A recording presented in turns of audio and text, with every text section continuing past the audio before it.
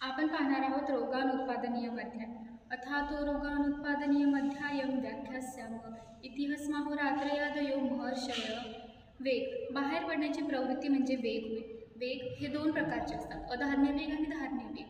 अधार्म्य वेग म्हणजे ज्यांचं धारण करू नये आणि धार्म्य वेग म्हणजे ज्यांचं धारण करावे। अधार्म्य वेग हे पुढील प्रमाणे: वेगान धारयेवात विन्मुद्र शवतुक्षुदा निद्राकाश श्वास झुंबाशुच्छर्दिरेतसा।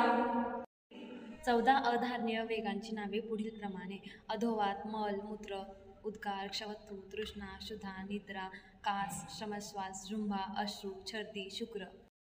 मूत्रवेग मूत्रवेगाचा अवरोध केल्यास अंग फुटल्याप्रमाणे वेदना, अश्मरी व बस्ती, मेढ्र, वंशन या स्थानी स्थूल होतो। वरती अभ्यंग अवगाह ही याची चिकित्सा आहे। मूत्रवेग धारण रोगांवर याशिवाय भोजनापूर्वी अल्पमात्रेत स्नेह व भोजन पचल्यानंतर उत्तम मात्रेत स्नेह हे उचित आहे।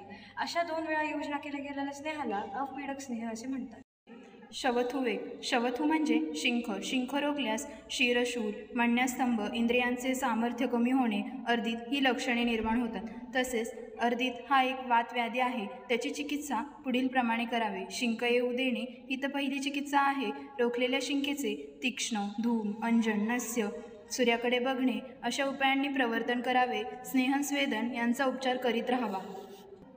शुक्रवेग शुक्राच्या धारणामुळे अवेळी शुक्रस्राव होतो, जननेंद्रियात वेदना निर्माण होतात, तेथे शोफ येतो, हृदयात वेदना होतात, शुक्राश्मरी, शांढ्य निर्माण होतात। यासाठी ताम्रचूड, सुरा, शाली यांचे सेवन करावे व बस्ती, अभ्यंग अवगाह यांनी त्याची चिकित्सा करावी। मलवेग मलवेगाचा रोध केल्यास पोटामध्ये गोळे येणे, प्रतिशाय, शिरशूल, उदावर्त, परिकर्तता, हृदय आवळल्यासारखे वाटणे, गुळम इत्यादींसारखे रोग होतात। तसेच मुखाद्वारे वीट प्रवृत्ती होणे यासारखे असाध्य लक्षणंही निर्माण होतात।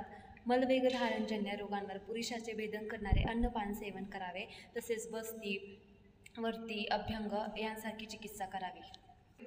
छर्दी रोगाचा अवरोध केल्यास विसर्प, पोट, कुष्ठ, अक्षिरोग, कंडू, पांडू, ज्वर, श्वास, कास, उल्हास, व्यंग, श्वयतू इत्यादी लक्षणे निर्माण होतात। त्याची चिकित्सा ही व्यायाम, रक्तमोषण, विरेचन, गंडूष, धूमपान इत्यादींनी करावी। धार्म्य वेग म्हणजे ज्यांचे धारण करावे व धार्म्य वेग पुढील प्रमाणे: धारयतु सदा वेगान् हितेषी प्रेत्यचेह च लोभेषाद्वेषमात्सर्य रागादीनां जितेन्द्रिय।